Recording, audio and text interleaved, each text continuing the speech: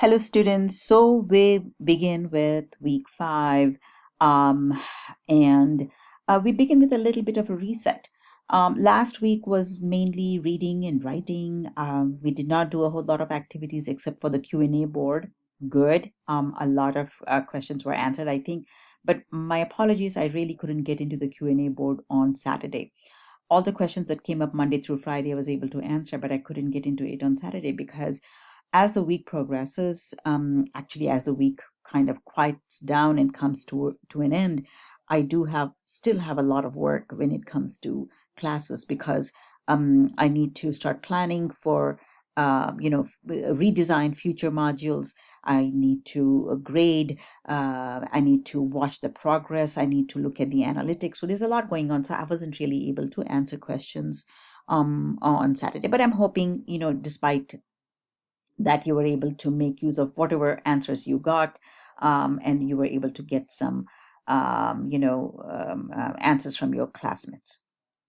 Okay, so now this week we are going to continue to work with argumentation, with analysis, with comparing and contrasting, because the next essay we write will be a little bit of a higher challenge in that we are not going to respond to just one essay, but two. And there are some students who take on even three, but we're going to require at least two, responding to two, which means we're going to talk about compare and contrast, synthesizing, etc. So you're going to learn all of that now. So how has this week been designed? You first read two readings. What are the readings? Launching an opinion. The next reading is check if the meaning is clear. Okay. And then you do a discussion activity.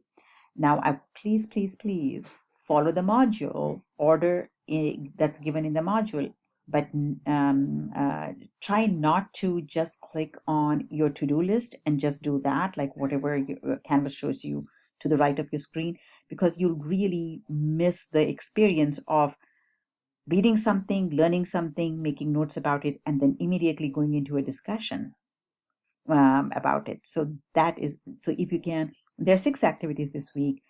I would urge you to get the first 2 done on Monday, the second 2 done on Wednesday, and the last 2 finished on Friday. That would be the best way to organizing this week. So after reading the first 2, you will do the discussion activity, detecting a lack of clarity. Then you read one more, look for exceptions. All of these are logos related, as in logic related. And then you will get into look for exceptions exercise, which is an exercise. See, that's not a discussion, it's an exercise, which Canvas calls an assignment, but for us, it's an activity. So that would be your second activity of the week. And then you have one more reading, which is decide how strong the evidence is, which is once again logic related, logos. And then you will do activity number 3, which is a discussion. How strong is the evidence?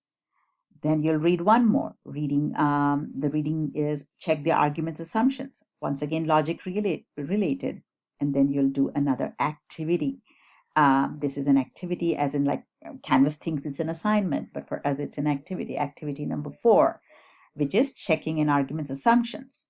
Then we'll start reading about comparing and contrasting arguments, and we'll do a little discussion, compare and contrast arguments discussion, which is our activity 5. Then you have the 2 essays to read, which is where does anti-LGBT bias come from? How does it translate into violence? By Dominic Parrott. I'm not sure whether to say Parrott is how his name is pronounced, or Poirot. I'm not sure. So forgive me if I'm pronouncing that wrong. There's nothing neutral about gender neutrality is the other essay by Alan Mocheri. And then you will have your blogging activity, blogging and conversation activity. Blogging can be a lot of fun. I want you to have, this can take a little, when you're initially setting up and you're following directions, it can take a little bit longer, but then once you have your blog going, you can have a lot of fun with it. A lot of students really love this. They love the freedom of blogging. So I'm hoping you will enjoy that.